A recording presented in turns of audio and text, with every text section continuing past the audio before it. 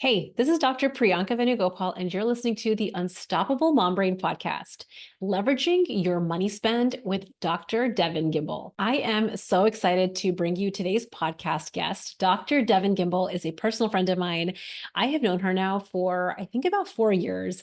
We met in a coaching business mastermind together, and she literally opened my eyes to the world of leveraging my spend. All of us, all professional women, all professional working moms have regular personal expenses. We're spending money on groceries, on our homes, on cars, on travel, just on living our life. And I have always been someone, and this is the way that I was raised, was to really be very conservative with how I spend and utilize credit cards versus cash. So Devin really opened my eyes to the world of how I can leverage the spend that I was already having. She helped to really just opened my eyes to information that I was not aware of. And also, she helped me really kind of bridge the gap between things that I was nervous about as it pertained to credit cards. And she broke it down with me so simply. She literally helped me take a first class trip to India last year with me and my family of four. And I really have been wanting to have her on the podcast for months now, simply to talk about, number one, sharing her story, how she went from being a physician to becoming a points expert. Now, this is what she does full time. And also sharing really tangible strategic tips with all of you, because I know as professional women, we have real life spends and we are sometimes not leveraging the spends that we already have. My mission, which I also share on this podcast, is really for all of us to take the decisions that we are already making. We are all already making many decisions as it pertains to spending money. We are already making many decisions as it pertains to how we eat. But when we have some very clear, specific, strategic information, we can leverage some of these decisions that we're already making to live a bigger life and to really get a lot more value out of the decisions that we're making. And before we get into today's podcast episode, I want to make sure that you have already grabbed your free access to the Body Reset podcast. This is a 6 episode, I think of it as a tiny but mighty roadmap for how you can really learn how to burn stress and burn fat so that you can learn how to lose weight in a way that feels sustainable to last a lifetime. I break down the science of fat loss, why mindset is absolutely necessary for you to lose weight and keep it off, and how to tackle urges and cravings in a way that is not going to fill you with deprivation or overwhelm. You can go and grab your free access to the private podcast over at the unstoppablemombrain.com/body reset. Okay, without further ado, let's get into today's podcast episode. Hey everyone, welcome back to the Unstoppable Mom Brain podcast. I am beyond excited and thrilled to have Dr. Devon Gimbel, who is my good personal friend and points connoisseur, expert. I don't know what word we have to use. I want to think of what is the most expert thing in this topic. That is what Devon is. On the podcast today, we're taking a detour from talking about stress and weight loss, but I promise you, this is going to circle back around for how high achieving women can leverage decisions that you're already making, decision parts of your life to have a better and bigger experience of this life you have worked so hard for. So I've already introduced Devon a little bit before starting this podcast in the intro, but Devon, I'm going to have you introduce yourself. Tell us about you. How did you get into going from being a physician to a points expert? Yeah, completely expected, typical career trajectory, right? I think all of us who are in medicine, we go into medicine to not practice it for our whole lives and then do something totally different and bizarre. So I fully acknowledge that this is a little bit of a not traditional path. So a little bit about me. And first of all, thank you so much for having me here. It is always a pleasure for me to speak with you, and it's an honor to be here with your audience.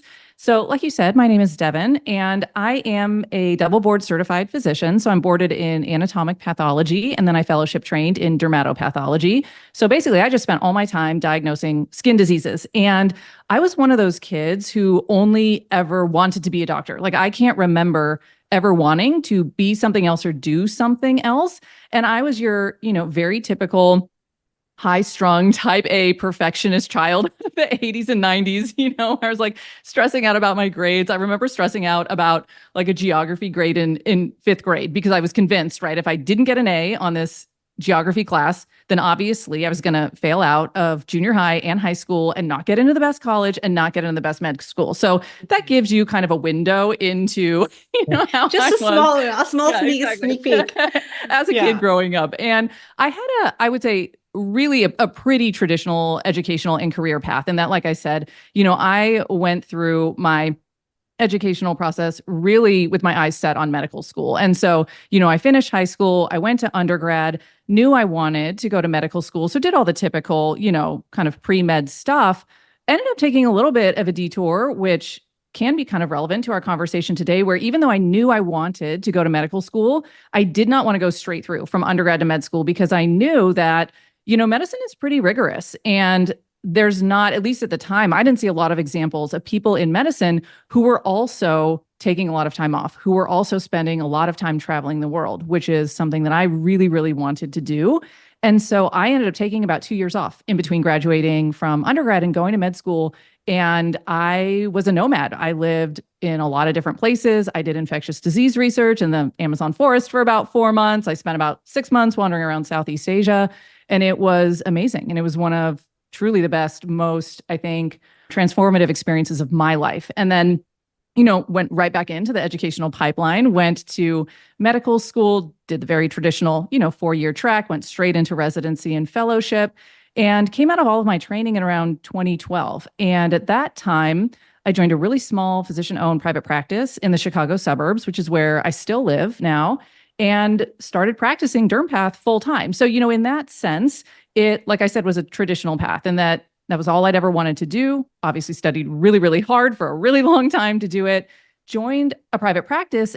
And at that time I thought, okay, like here we are, right? Like this was the whole point. I found this great job.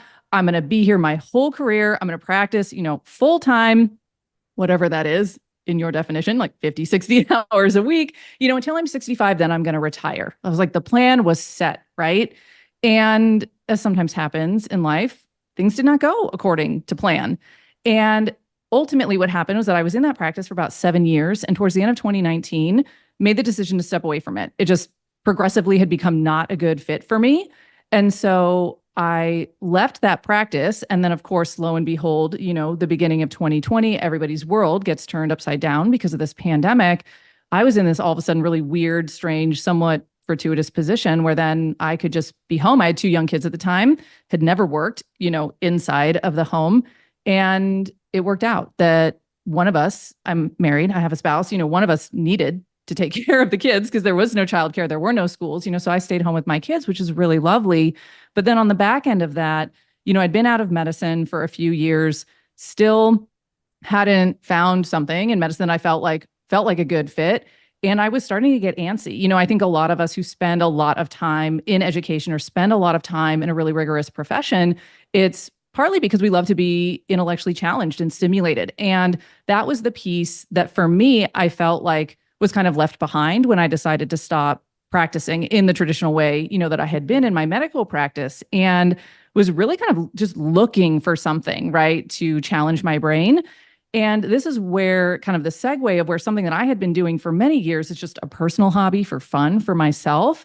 I started thinking, well, maybe there's like 3 or 4 other people out there who would want to learn about this, right? So for years, I had been learning about how to use credit card points to travel, and to travel in a way that I personally would never be able to travel just using cash. And it was fun, and it wasn't super hard. And one of the things that I realized, again, the years that I was just traveling on credit card points for myself was, a lot of my community are physicians. I think when you go through medical school, those are the people you tend to be around. And so, I knew a lot of other doctors. And when I was learning how to do this for myself, one of the things I kept thinking was, wow, our community, the professional community in a larger sense, is in such an amazing position to take advantage of this.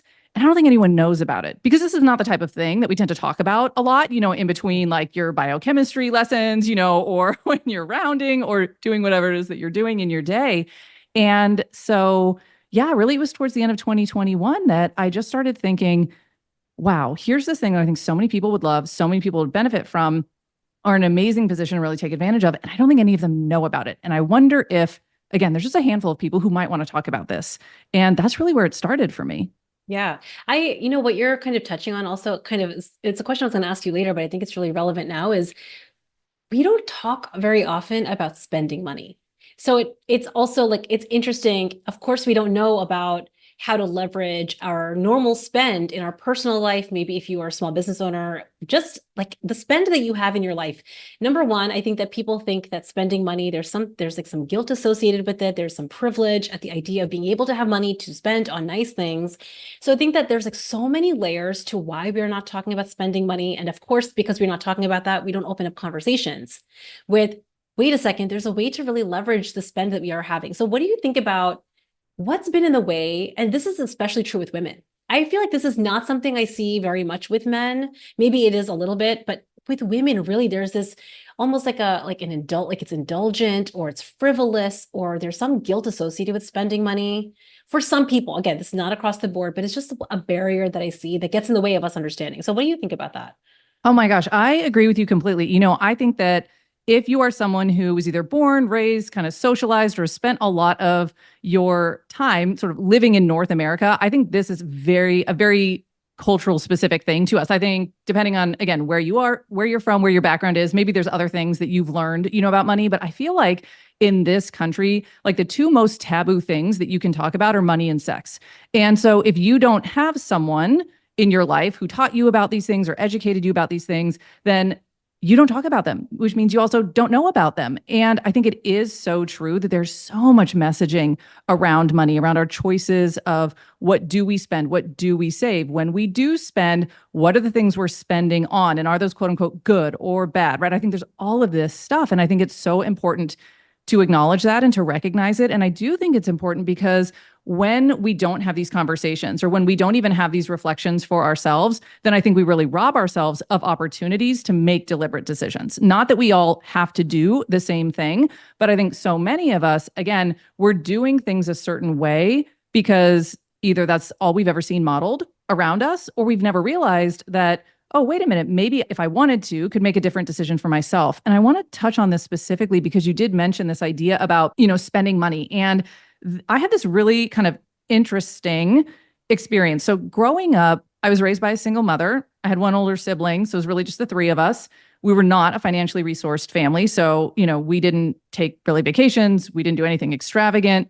No one taught me about money because we had no money, right? Like, I think that it's really difficult to have conversations around like financial security or financial choices when your reality is you're just trying to make ends meet, right? And that was kind of my experience growing up. So I knew nothing about money other than that sometimes there just wasn't any of it around.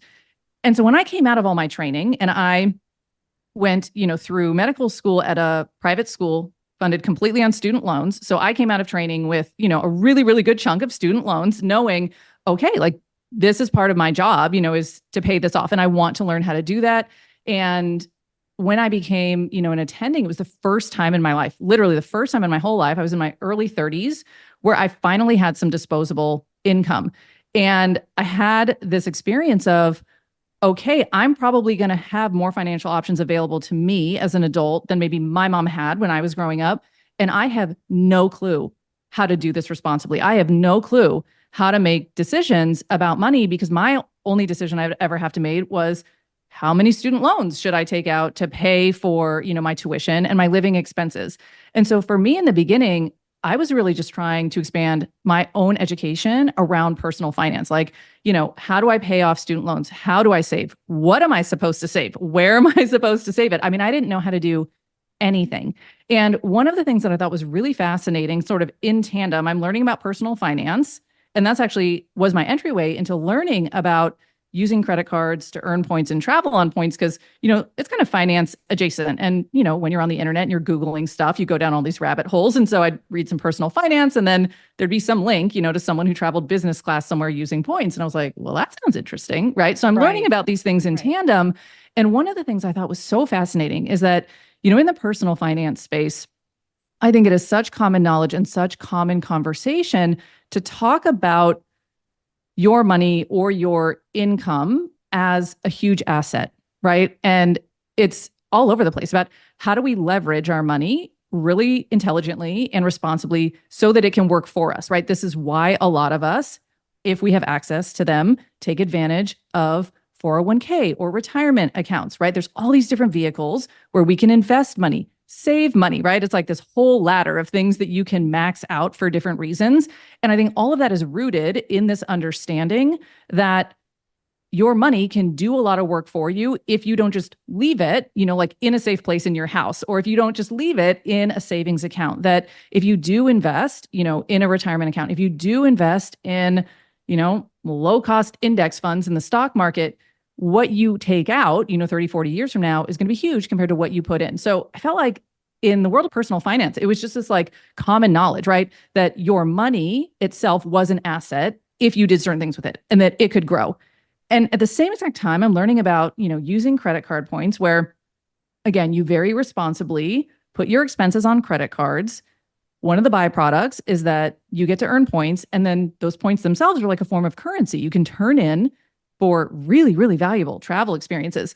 And so at the same time I'm learning about personal finance, I'm learning about points, and I'm looking all of a sudden at my expenses equally as assets. Because all of a sudden I was like, wait a minute, I've always looked again at the money that I have to spend as, okay, well, that's just what you have to spend to run your life, right? Like I got to spend money on groceries. I have to spend money on rent or whatever the case may be. But it's almost like, oh, it's this lost cause, right? And everybody's paying attention to the money that's left over. And how do we make that grow? And obviously, I think that's amazing and important.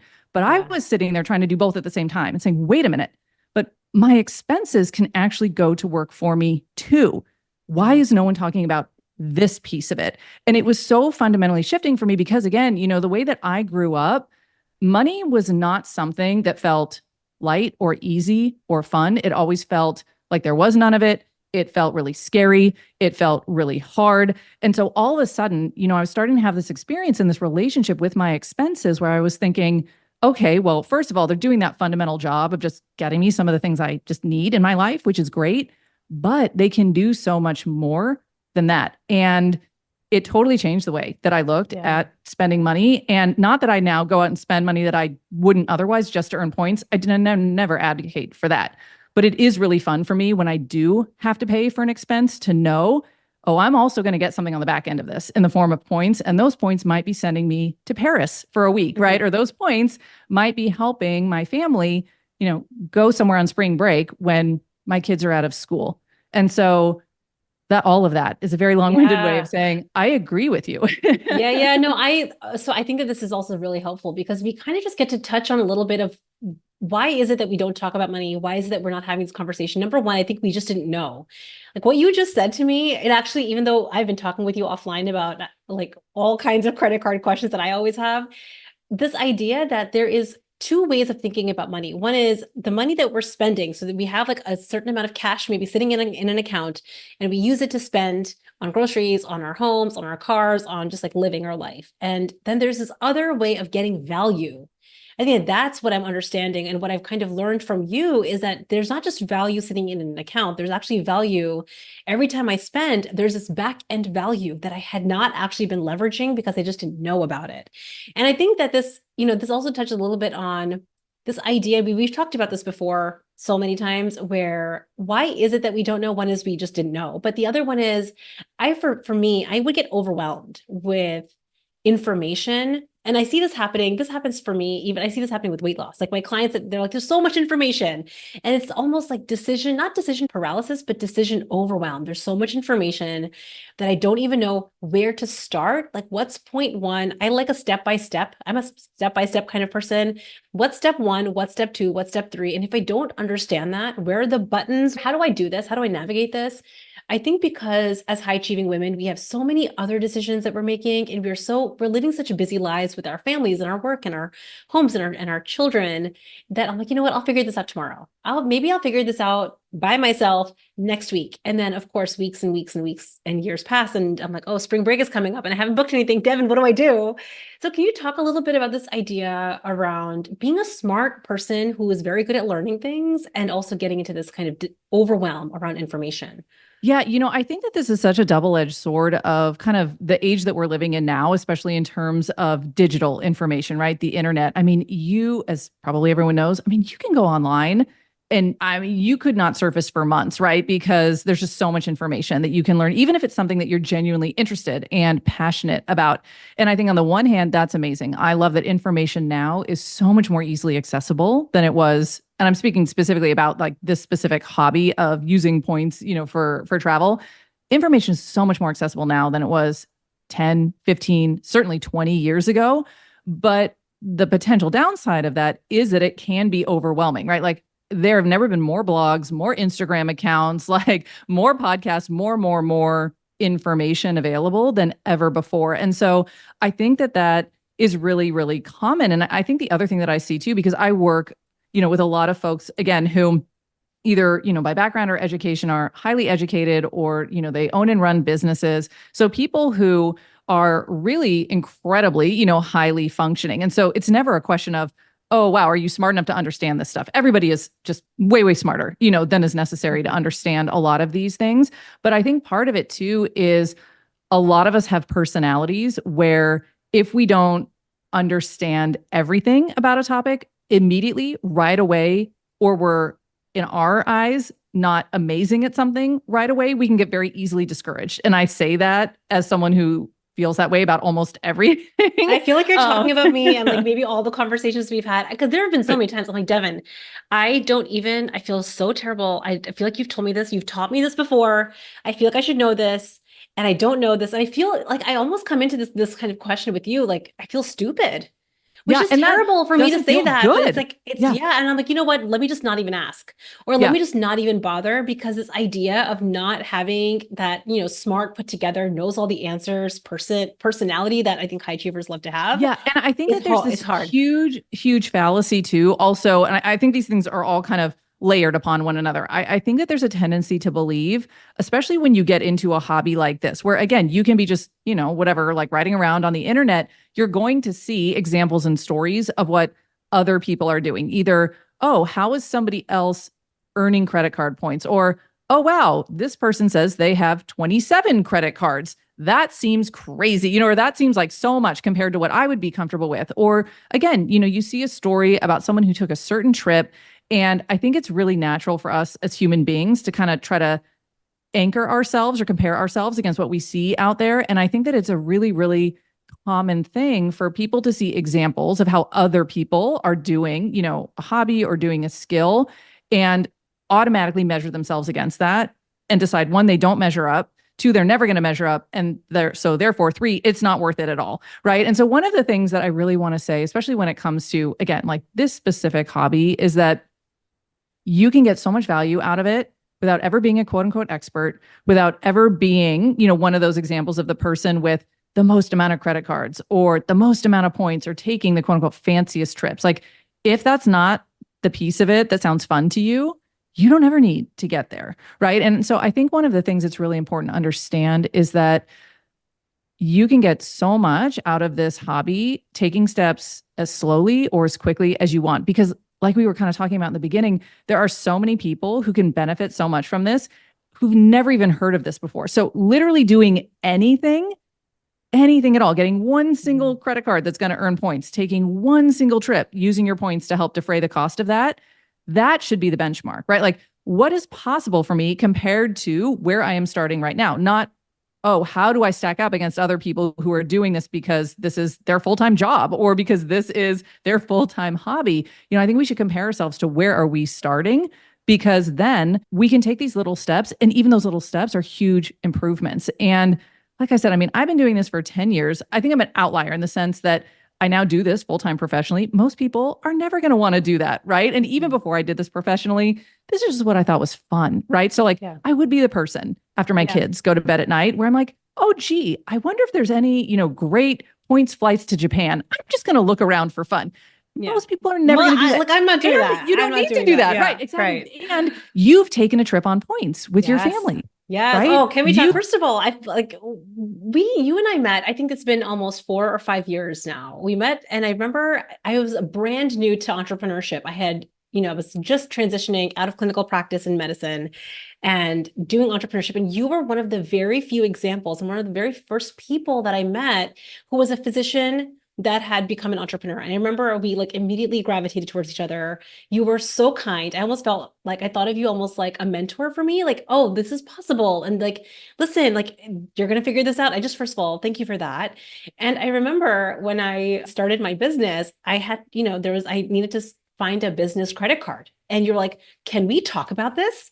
You you pulled me aside. Can listen, I have a lot of thoughts. If it's okay with you, first you ask permission. Like, can I just talk to you about which credit card might be really good for you? I have a couple questions. And you really helped me find my first business credit card that would help me leverage points. I didn't even know about how to have that conversation for myself. I would have needed to Google it, just like you were talking about, but that was really helpful. And I think that, the other thing that I want to share on this is I did take a trip to India for my whole family of four, me, my husband, and my two kids. We went first class, my friends. I am 40. How old am I now? 41. I'm 41 years old. I had never in my life traveled anything other than economy or even basic economy, because again, it's very similar to you growing up.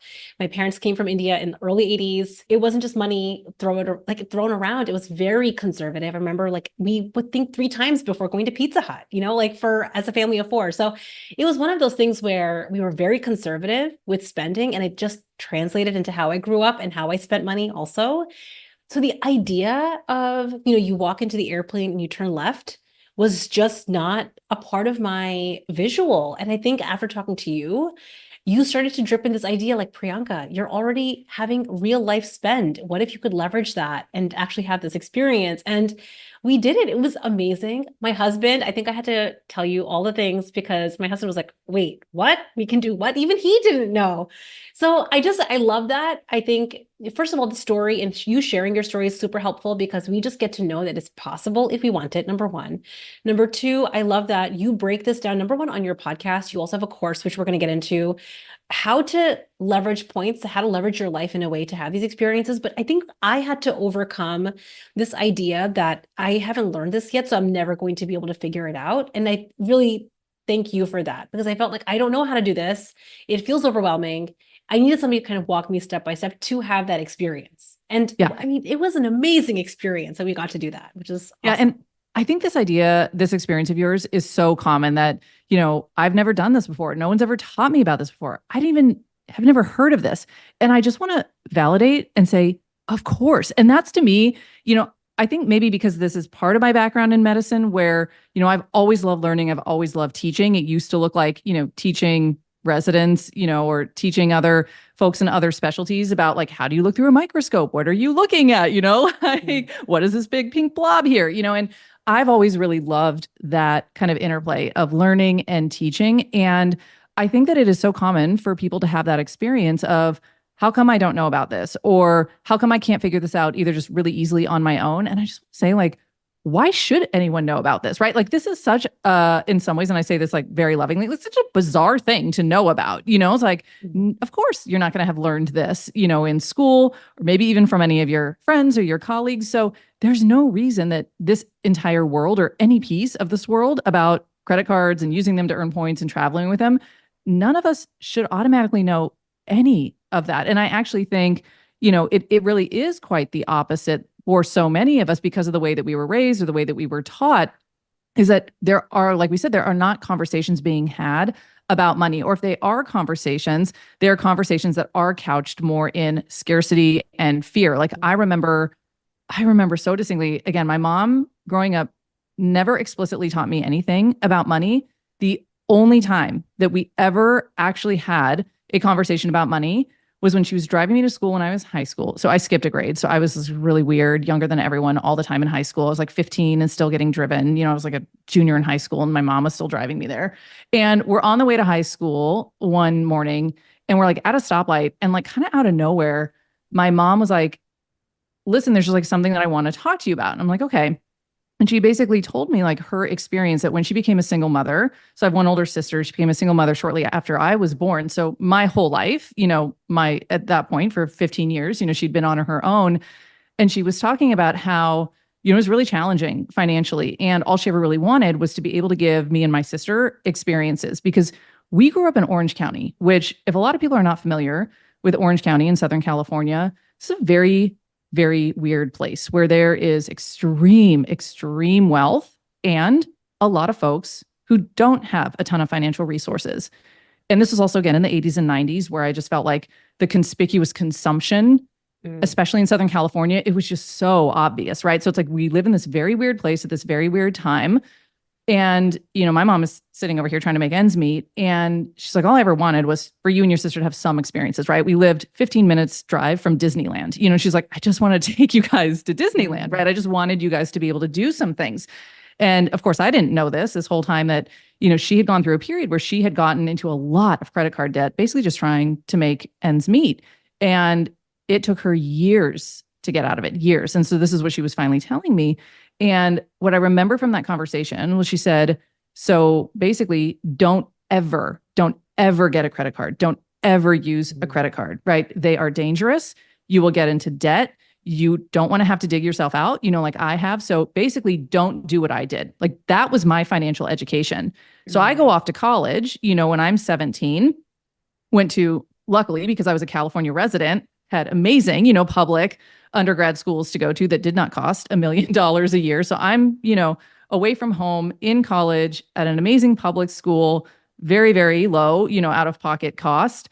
And I just remember, even then I had, no money. I worked, as much as I could for a little bit of money, but I remember carrying that with me, that idea of don't you ever get a credit card. Like it was better to not have money to eat than to have to put anything, on a credit card. And that was my financial education. I mean, literally that carried me through like the next 15, 20 years. And I did not have a credit card in my name until I was a fellow. I was 31 years old before I had a credit card because I was so terrified of them. And the only reason that I got a credit card when I was 31 is because my husband was like, you're an adult. Like, I really think you should at least have a credit card in case you have an emergency, right?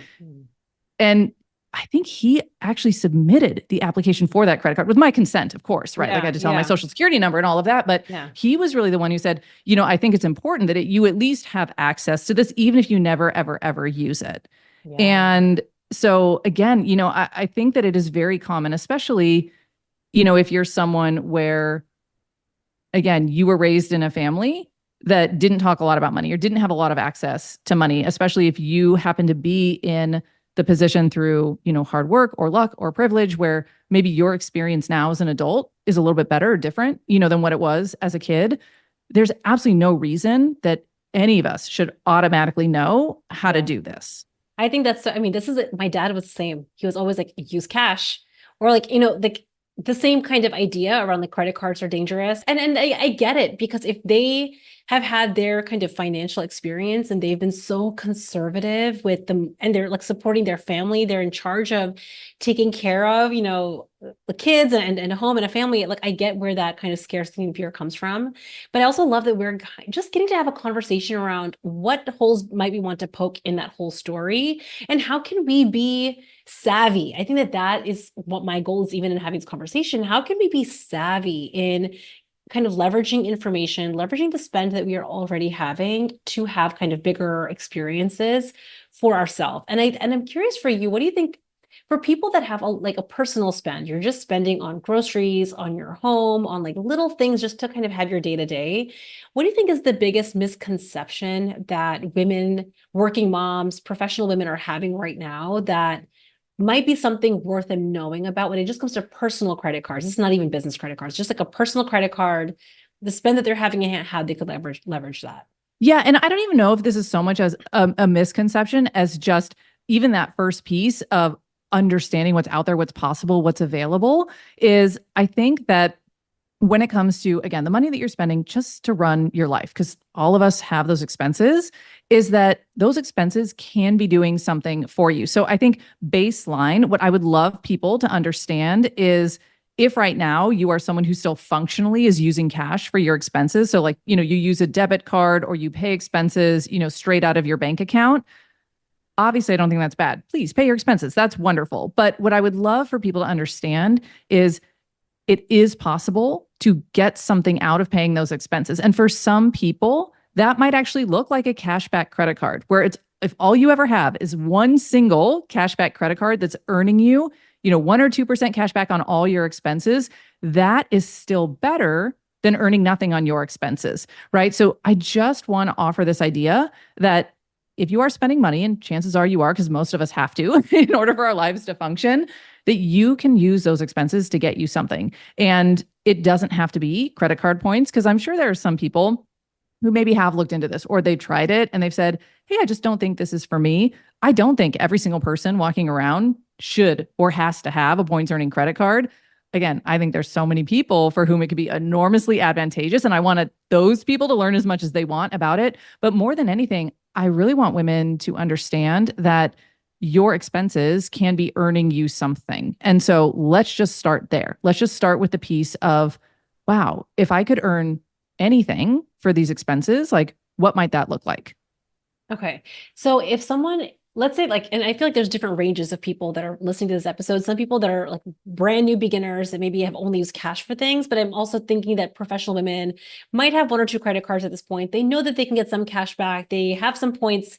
Like where I was at, I remember when I first was looking at I didn't even know how many points I had. I just knew that I have a credit card. I always pay my credit card bills like on time. But so I had a lot of points, but I had never really utilized them. So for someone like that who does have a couple of credit cards, and they're spending and they're earning either points or cash back, how can they start to just open up, like leverage those in like that information better for them to have some of these experiences? Yes, I'm going to just start with two very simple things because chances are everyone can benefit from either one of these or both. And one of them, like you said, let's say there's someone who's got 2 or 3 credit cards. Maybe one of them is actually earning them some points, right? One of the first things is that you want to make sure that you're going to be using, if you want to use a points earning credit card, that you want to make sure that you're using credit cards that are going to give you increased amount of points for the things that you tend to spend money on. Okay. And here's what I mean by that is that here's a really common scenario. Maybe someone has like an airline credit card from, when they were in their 20s or 30s and, they were doing a lot of traveling and they were always flying United because they lived right by United Hub, right? So it made sense. Let me get a United credit card. I'll get like a $200 flight credit and free checked bags, right? So maybe that is their kind of standard credit card that they put all of their expenses on. Great. That's a starting point. But what a lot of people don't realize is that if you have a credit card like that, it is rewarding you for putting expenses on it. You want to understand, what is the rate that I'm earning those rewards? And so in the example of like a United credit card, unless you're using it to buy United flights, anytime you're using it on anything else, again, groceries, gas, online shopping, Amazon, all of that, it's going to reward you most times with like 1 United mile for every dollar you spend. This is why people have that experience of like, wait a minute, I've been using this card for 3.5 years. And I've got enough miles on it to fly like one-way domestic economy. Like this doesn't really seem worthwhile, right? Yeah, and part of the reason is the rate at which you're earning points is very, very low. And what's beautiful is that if you're based in the United States and you have access to US issued points earning credit cards, there are so many credit cards. They're going to offer you the opportunity to earn points at a much faster rate. So for example, one of my favorite credit cards is the American Express Gold Card. And that's because it earns 4 points for every dollar you spend on groceries and dining out and restaurant spend. And for a lot of us, getting groceries and or dining out or getting, restaurant delivery, Grubhub, those types of things, a lot of us are spending money on that, right? So when you imagine, wait a minute, for those expenses, I can be earning points 4 times as fast. Oh, okay, that's going to start adding up a lot quicker, right? So as opposed to using a United credit card to spend on groceries, if you're using a credit card that's giving you 4x the number of points, like you're just leveraging the spend that you're already doing anyway. Yes, you're going to earn so much more, again, for the same exact amount of spend. We're not talking about going out and buying a bunch of groceries that you don't want just to earn points. We're talking about earning smarter. So one of the initial things that people can do is just get really familiar with what credit cards do you even have right now, if you have any?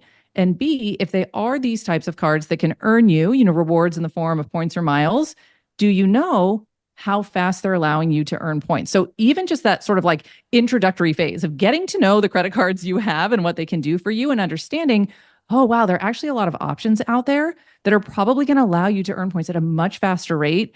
And they are targeted towards main areas of spend that a lot of consumers have. So it's not shocking that there are credit cards that offer you increased points earning for groceries, for gas, for dining out. There is a specific credit card that allows you to earn points for paying your rent. These are the types of things that a lot of us are spending money on, right? So that's kind of the first piece of it. And then the second piece of it is when it comes to using points. I already mentioned one reason why I think a lot of people who've maybe kind of dabbled in points might have the experience that it's like, wow, this just doesn't seem worth it. Like I'm going to have to spend money for 7 years to get enough points to not have really anything worthwhile to show for it. Like why would I spend time and attention doing this? So one of sort of the things is, oh, do you know if you're earning points, as fast as you could for the expenses that you have? And then the other piece of it is using the points. And this was my experience. I've totally made this mistake. I think every single person who has ever had points has made this mistake. And that is, an interesting thing about credit card companies is they want you to use their cards. They absolutely want you to carry balance on them because that's how they make a ton of money.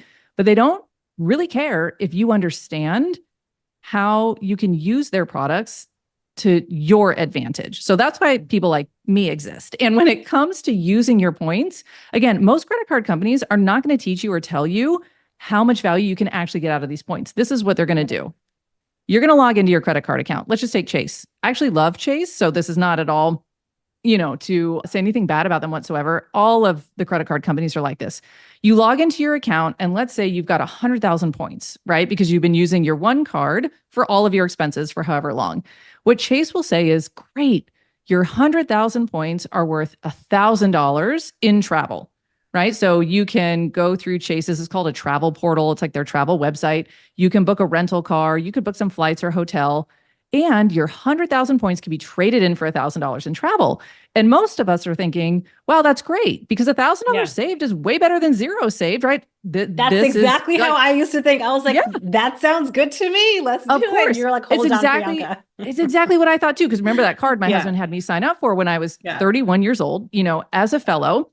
That is the card that I still wasn't using exclusively. I was still paying a lot of my expenses, with debit card or, in a cash equivalent. But I did use that card as my only credit card. And I started coming around. I started putting most of my expenses on it for like purchase protection and, those types of things.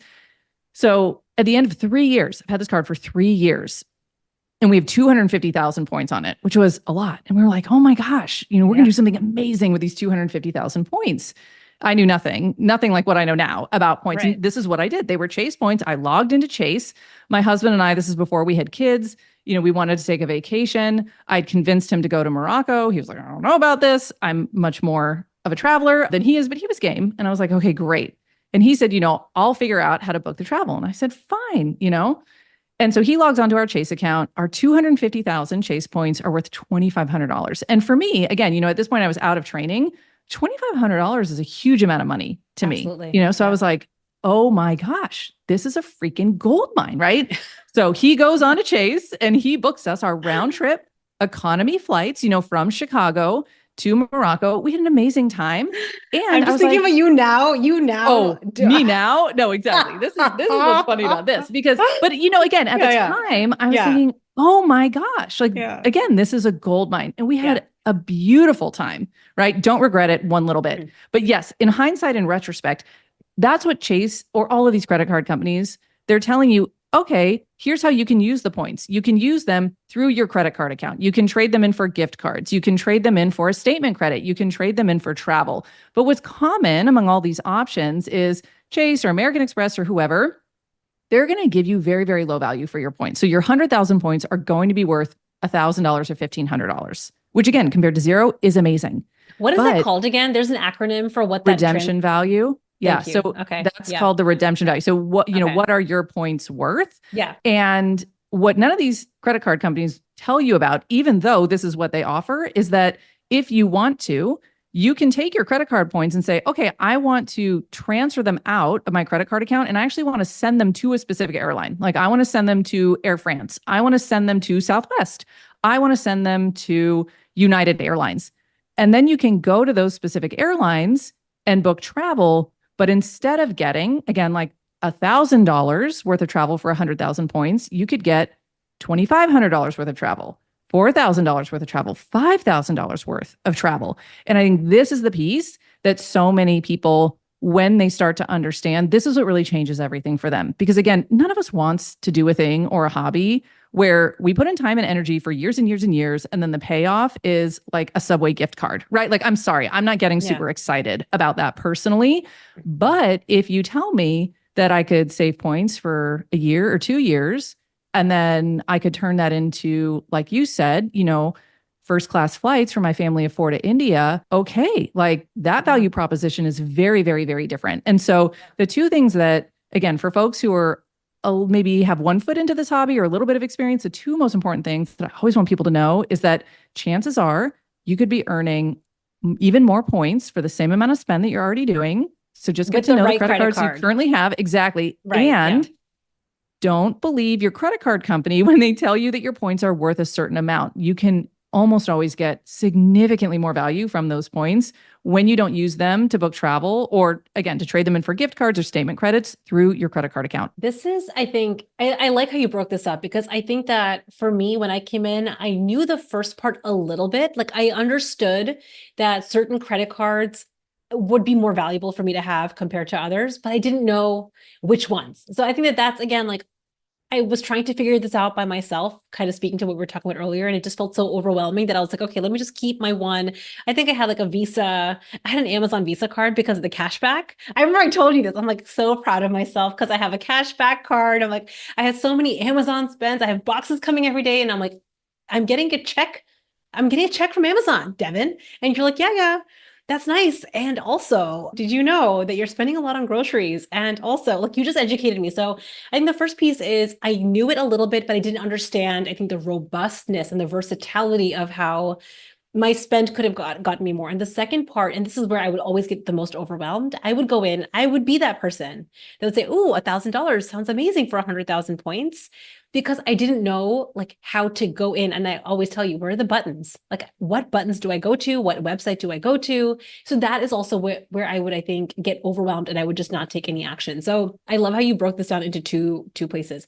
So if you could kind of summarize in your experience now doing this is like what you are doing now professionally, why do you think that this is a topic that's really worth paying attention to and putting in? Again, like I love how you shared that there's a spectrum. You can go all in and spend like a lot of your time on this, but like even just spending a little bit of your time and energy to figure this out, why does this matter for the professional working mom? Yeah, I think that's such a great question. And I think all of this, the context of all of this is for people who love to travel. If you're not someone who travels frequently or that's just not that interesting to you, that's totally fine. You're the type of person that I would say get a great cashback credit card. Again, still get something for your expenses, but for folks who love to travel, again, earning credit card points is something that I think is going to fundamentally change the way that you experience travel. So it's going to open up possibilities for you, either in terms of the frequency that you can travel. If you're used to taking one family trip a year, if you could actually take two family trips a year, because points are now defraying the cost of that travel, what would that do just for your life or your experience? If you're someone like me who, had only ever traveled economy, I mean, I cannot tell you the number of times I have flown long, long, long haul flights in the most economy of economy seats. Like I have been in all of them, right? If you are someone who's, again, only ever paid for basic economy because that's what's made sense for you, and you have any interest in flying a premium cabin, so business class, first class, especially long haul, international flights, I seriously think that points make this so accessible to so many people. This type of travel that maybe you never thought you would do. Even if you had a bunch of disposable income, maybe your preference is to put that money in your kid's 529 plan, right? Or to pay down your mortgage or to pay off your student loans. Maybe you don't actually want to use those funds for travel, even if you love travel. Yeah. Points makes it so that you don't actually have to make that decision. You don't have to do that trade-off, right? Like you can use your money to the things that are the most important to you in terms of your financial priorities.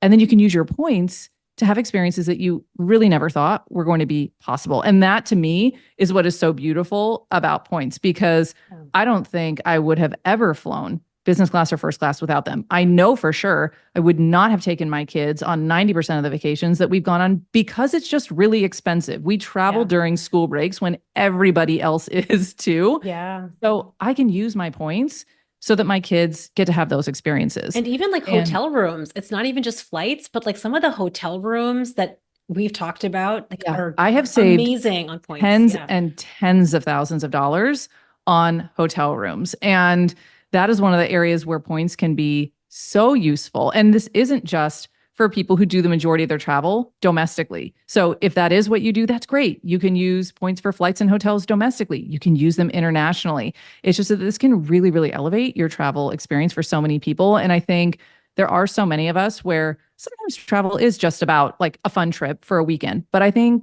for so many people, travel is that, and it's so much more. It's about, maybe your family doesn't live in the same country as you, and you want to be able to fly your parents to come visit you where they're not stuck, traveling 18 hours in economy, and you want to use your points to make them more comfortable, right? Or it's that you want to surprise one of your kids with a graduation gift. There's so many things that travel can do for us. And so that's why I think, again, for folks who are sitting in a position where you're already spending money, you're in such a great position to earn a ton of points for the spend that you're already doing. And when you learn, again, you don't have to get the PhD level education in earning and using points. When you have kind of a fundamental knowledge of how these things work, the impact of them can be so incredibly significant. Yeah. I think that's really kind of my mission. My mission really for this podcast even is how can we leverage the decisions that we're already making with strategic information. So I think about like what we're talking about here is how do you strategically utilize certain information with the spend you're already having, or with the work I do, people are already making food choices. All of us are eating already, right? So how can we use strategic information to become a fat burner to lose the weight that we want? Sometimes I think that we are under this impression where because it's been so hard or it's felt so overwhelming in the past that it has to stay that way. And I cannot tell you time and time again, the number one thing that is missing is strategic information and constrained decision-making. I think it's true here in what you're sharing, and definitely true with weight loss. So I just love that we are getting to have this conversation. I just love it. I think we all need to understand how can we leverage information, how can we be more savvy, because we're making spends anyway. We're making these decisions anyway. How can we be more savvy to have these experiences? I have one last question, then we can wrap it up. What did your mom think when you got that first credit card and you like went down all the credit card rabbit holes that you did? Like, did she get on board? Or is she like, oh my gosh, Devin, I can't believe you did that? That is such a fascinating question. So part of it is I actually don't know what she thinks in terms of, when I got that card, like I said, I was 31 years old. I was, in fellowship at that point. My husband and I had been married, for 4 years. We've been together for 8 years. So I think as far as she was concerned, I was an adult. Basically once I went off to college, I was an adult. Okay. And so she was the type of parent who wasn't ever really involved in any of my decisions. So I don't even I think what's likely is that she probably never even knew when I ended up getting, my own first credit card. So she certainly doesn't know that now that I have like 27 of them. I know. But that was a personal example, the 27 credit card. But, I think what she sees, and truly, I think what she only ever wanted for me and my sister, and I think this is true of a lot of parents, like she just wanted us to be in a better position than her, right? And I think what she saw for me was that, I pursued my educational dreams, that, I was in a position where I was able to make more decisions, than she was able to when she was a similar age. And I think the thing that she really likes now is that I think she's no clue what I'm doing with credit card points, which is fine, right? Like, I don't think she understands any part of the world, all she sees are, when I'm like, oh, we're going to go here, we're going to go there. Yeah. And I think more than anything, I think that she's just really excited. I think especially for, her grandkids, because we are able to do things, my husband and I, for our children, that I think if she could have done for me and my sister, she would have loved to. And so I think more than anything, she's just really thrilled that we are having these experiences, as adults, as parents, and that we're having these experiences with our kids. And she loves it too when, I use points to fly her out for visits. She lives in Idaho, and again, domestic economy flights. You would think that like, a 3 or 4 hour flight from Idaho to Chicago wouldn't be that crazy to book, and they're outrageously expensive. So very practically, I use my points to fly my mom in for visits, and so she definitely gets to see the benefit of that piece of it. So she does not understand, the nooks and crannies of points, but I think that she's just really thrilled, for the experiences that we're able to have. It's so good to also I love that you're sharing that, because sometimes we don't need to actually convince or teach our parents, or maybe like your partner is the one that's like, holding you back. Like that does happen, right? Like I know with she was like a little bit like, oh, I don't know. And I was like, listen, listen, I'm going to handle it top to bottom. I'm going to educate myself. I'm going to empower myself with information. I'm going to leverage information to become savvy on this. And I think, sometimes we feel this need to convince everyone around us that what we're Yeah. doing makes sense. And this is just kind of an opportunity to we can shut ourselves at that and just give ourselves permission to lean in, try it in a small way, give it a little bit, go on an experiment, see how you like it. So I love that. Thank you so much for sharing everything today on the podcast. Tell us about how we can find you, your podcast, your Points Made Easy course. Because listen, friends, if you're listening to this and you just are getting bit by the credit card bug and this information bug, Devon is full of amazing, insightful information on this. So tell us how we can find you so that people Absolutely. can find you. So Yeah. you can find me online just at my website, which is just www.pointmetofirstclass.com. So that's kind of my home on the internet, where if you just kind of want to learn a little bit more about this, you can go there. I also have a podcast called Point Me to First Class. And this is one of my favorite things to do because, again, I think it's so wonderful to have access to just free information, to be entertained by stories. And this is just a very, very low risk way to start dipping your toe in the water and saying, is this topic even interesting to me? What are people doing with points, or how complicated is it to really learn this? And so I break all of that down on the podcast. And so that's a great first place for people to start. And then, as you mentioned, for people who either have the experience of understanding that points can theoretically be really, really valuable for travel, but they don't actually want to have to figure it out all by themselves. They don't want to poke around the internet, have to piece things together, make mistakes without anybody there to help them or guide them. That is really why I created my Points Made Easy course. So again, it's for anybody who really wants to learn how to turn their expenses into travel. And I walk you through, like when you were saying, what you really want is a streamlined, kind of strategic, linear approach to doing this. Like, tell me the information I need to know to be able to book a trip. And if I want to learn extra stuff later, I can always make it more complicated. That's what Points Made Easy is about. It's a 3-month online program where you get tons of hands-on support from me. So I will teach you everything you need to know about how do you get set up with credit cards to earn points, help you pick the ones that are right for you, because you don't actually need 27 credit cards like I have. You can do this amazingly with 3 or 4 different credit cards. Mm-hmm. And most importantly, like, how do you turn those points into travel? So you don't do what I did initially, which was spend 4 times as many points as I needed for economy flights. So I walk you through all of those things inside of the Points Made Easy course. And again, you can find out more information about that just by going to my website. I love it, Devon. Thank you so much for coming on the podcast. Guys, you have to go check her out. She's just full of information. I have felt so grateful. And it's not even just, I think, number one, you really have validated my feeling of overwhelm. I'm like, I don't even know. Why does everybody else seem to have figured this out? And I really just love, you have brought me down to earth. It's okay that you have not figured this out, because I have a whole story around that, a very dramatic story. And also, I just know that our whole trip last year to India was truly because of you. 100%. I give you all the credit for helping me navigate that whole experience. And I want more people that are listening to this podcast who I know are having personal spends to have those kinds of experiences. It was magical to go to India on a first class flight with my kids. I mean, it was just everything. It was lovely. And I want more people to have experiences like that just by leveraging things that are already available to us. So, Devon, thank you so much for coming on the podcast. Guys, go check her out, and I will see you all next week. Bye. Thank you so much for having me. Bye, everyone. I hope you all enjoyed today's podcast conversation with Devon. Again, if you are brand new to her, or if you want to learn more about her, make sure you go and check out her podcast or her course. She has just really changed the trajectory of how I think about travel and how I think about leveraging points. And I think it's just so fascinating, because I have always been someone that has had one credit card, generally just growing up, but she just kind of opened my eyes to the 2 points she shared on today's podcast. Number one, I started to become a lot more aware of where I actually spent money, like where my family is having actual spend, and having a credit card that leverages that spend. And then I think the second one, for sure, that felt overwhelming for me before I learned from her, was how to really take the points that we are accumulating in our accounts and how to leverage it so that we get more travel and more experiences for our family. So I hope you enjoyed today's podcast episode and understand that it is possible with certain information to strategically leverage decisions that we are already making.